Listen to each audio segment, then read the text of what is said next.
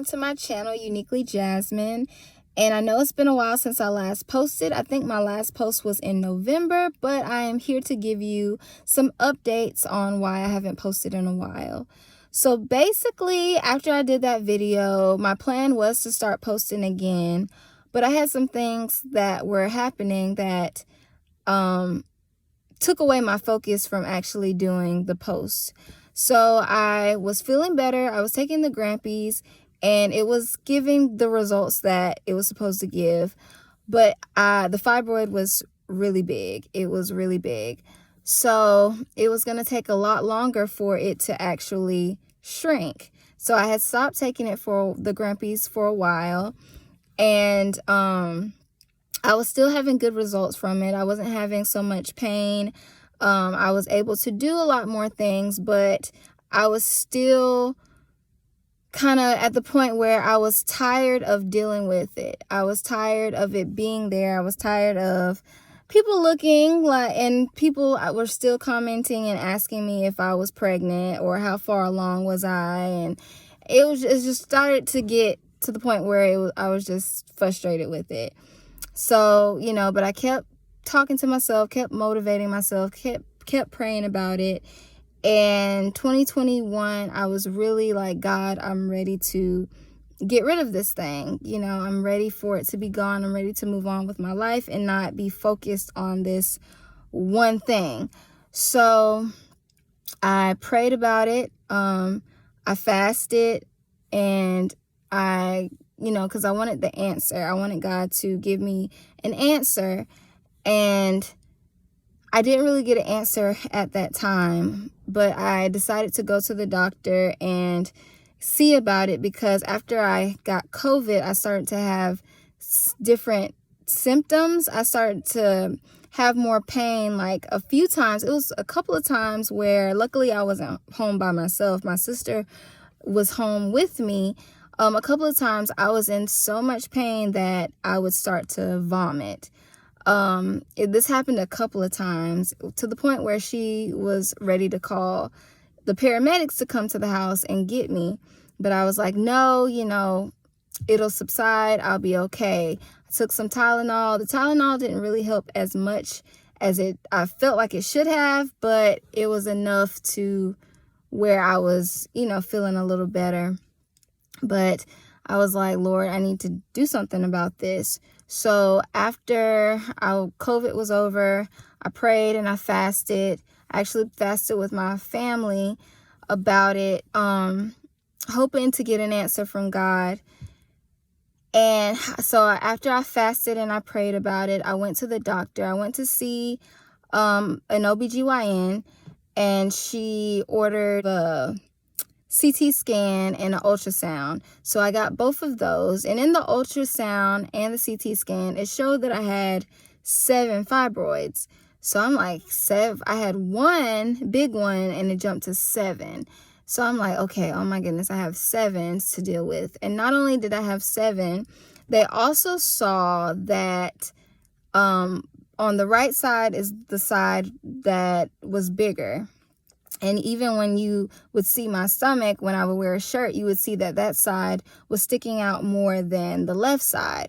And so on that side, my right kidney was starting to atrophy because of the pressure from the fibroid. The pressure was making it, I guess, kind of shrink, because my left kidney was bigger than the right. So I knew then, like, okay, I need to get rid of this. So when I talked to my OBGYN about it, she was telling me that I needed to have a hysterectomy. She was saying that since I've already had a myomectomy previously, she felt like it was a little dangerous for her to go in and do another one. And she was saying that she felt like what was safest for me was to get a hysterectomy. So I took this in. I went home and I prayed about it. I cried about it a lot. I cried about it for possibly 2 weeks. Like, it was hard for me. Like, in my head, I already knew what she was going to tell me, because I had been told this back in 2017 that I would probably need to have a hysterectomy, but I just wasn't ready to accept that, because I'm like, God's going to heal me from this. You know, if I needed to change my diet, whatever it takes, you know, I believe that God's going to heal me and I'm not going to have to get a hysterectomy. So she referred me to a specialist because they wanted to, she wanted to go in and do it robotically. I forget what the procedure was called at this moment, but I wouldn't have to get like the C-section cut, because before that's the only name that I can call it, but it's the same cut, the same incision that you get when you're having a C-section, and I already had that before. And so this time she was saying if they went in and did it robotically, they would only do like a couple of small cuts on my stomach in order to get it out. So I went to, she since it was so big, she referred me to a specialist. And so when I went to the specialist, which was probably like the next month, because it took a while for me to be able to go see her. So after I went to see her, she was talking to me and she was like, "Are you sure you want a hysterectomy?" And I'm like, that's what I was told that I needed to have. She was like, I wouldn't want to give you a hysterectomy and then you regret it later. There is a way that we can get it out and you still can have children. So basically she was telling me that she would take out the biggest ones, but leave the smallest ones in, so that she wouldn't have to do a complete hysterectomy. So, because she was like, I want to get we're worried, you know, we want to get it off your kidney because we're worried about, you know, the damage that it could do to it. So I was like, okay, you know, let's get this done, you know. And I was still kind of, when she was talking to me, I was still kind of in shock, because I'm like, for the last month, I was thinking, okay, I'm getting a hysterectomy. I had already processed that in my mind. I had already, you know, when I was talking to God about it, I was like, and it didn't take just like, okay, you know, I accept this. No, it did not take a moment of them telling me this, the OBGYN telling me that I needed a hysterectomy in order for me to accept it. I had to talk to people, the people that were closest to me. I had to have people pray for me. I had to pray for myself. I had to really seek God to like really handle it. I was counseled about it. Like, I had to go through some steps in order to really deal with it, because I couldn't really deal with it just on my own. This was something that was happening like quickly, and I don't think I would have been able, if I didn't have the people around me, I don't think I would have been able to handle it the way that I did. And then I had to understand too, you know, like my sister really counseled me on this one. She was saying how, you know, the will of God is not always what we want it to be. You know, it's what God wants it to be. And I had to come to the reality of, you know, if I got rid of this fibroid, I'll be taking the pressure off my kidney. I will have working, functioning kidneys. Not only that, I would be healed. So either way, if I had the hysterectomy or the myomectomy, God would be healing me. And I had to accept that. And then when I received the news that from the specialist that I could have a myomectomy, I was accepting that. But she did tell me the risk of, if it didn't go, you know, the operation didn't go well, that she would have to go in and do a hysterectomy. So by that point of the counseling that I had during that month, I was able to deal with the what ifs a lot better. So after that, I was like, you know, God, if this is your will, let your will be done. If it's your will for me to have children, let your will be done. If it's your will for me not to have children, let your will be done. And because like the symptoms that I had from the fibroid being on my kidney, I didn't mention that before, but I was swelling. Like my legs were swelling, my ankles were swelling. My feet were swelling because I was retaining fluid. I had the surgery. I had the myomectomy. It went well. And when she went in, when they were saying that I had 7 fibroids, it was actually one huge fibroid. But it started to degenerate because it was getting so big and it didn't have much room. So it was starting to like degenerate. And I will actually show a video, not a video, but a picture of it at the end of this. So if you get very squeamish and you don't like things that are gross, you might not want to wait until the end of this video. I'll save some space in between and you can just cut it off before it gets to the picture. But it ended up being like really big, and I didn't know when I got up. My mom was like, it was just one big fibroid that she got, and she got it all. And there was 2 small ones. She said they were almond size that she was able to get out too. So I don't have any more fibroids right now. And I'm praying that they will not return, and I'm believing that they won't return.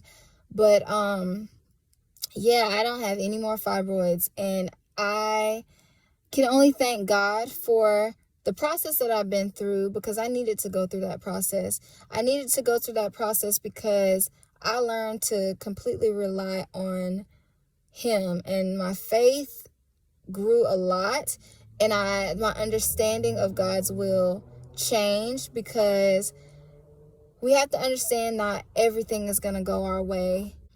Be able to understand that things are going to happen. Things happen. I didn't want fibroids, but I ended up, it's genetic. I ended up having them, but at the end of the day, God's love is greater than anything that you could ever go through, and that's what I took from this. Even when we go through stresses, God's love is greater than anything that we can go through. He's going to be with us through it all. And even when I go through things outside of fibroids or anything like right now, I lean on Him. I pray to Him, and I'm like, okay, it's going to be okay. Regardless of what the outcome is going to be, it's going to be okay, because He's with me no matter what. And I feel so much better. I feel so much lighter. I am a lot happier now because I don't have this. I feel like the fibroid was taking up most of my thoughts, because I'm like, how is this going to go away? What am I going to do? Why are people looking at me like this? Because it was pretty big, and I was very self-conscious of it. I was very, very self-conscious of it. But now I feel so much better. I feel so much lighter.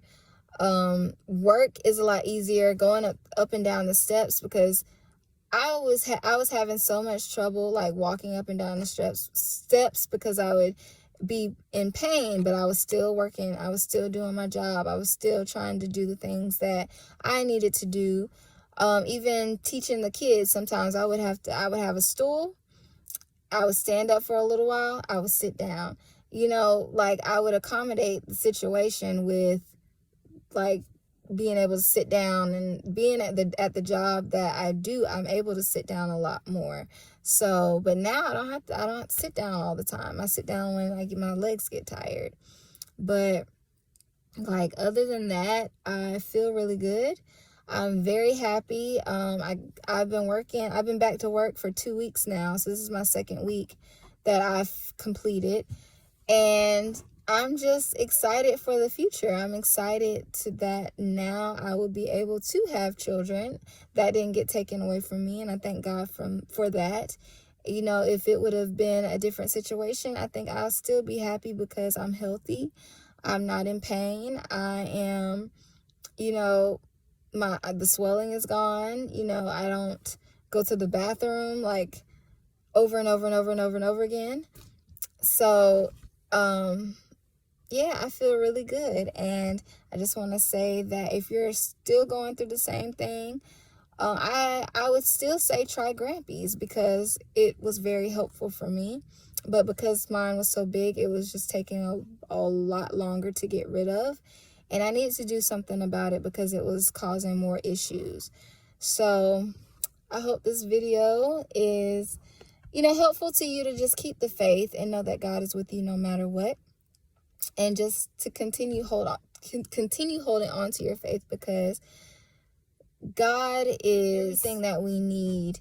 And no matter whether I couldn't have children, no matter what the circumstance was, He is always with me. He will always be with me. And I hold on to that because I know that I'm going to be okay. And you are going to be okay too. So just hold on to your faith. Trust God in your situation. Go to the doctor. Take care of yourself. Take care of your health. Eat right so that you would have great health. And I hope this video was a blessing to you. I hope that it helps you to keep your faith. And I pray that you will stay strong, because God will take care of everything.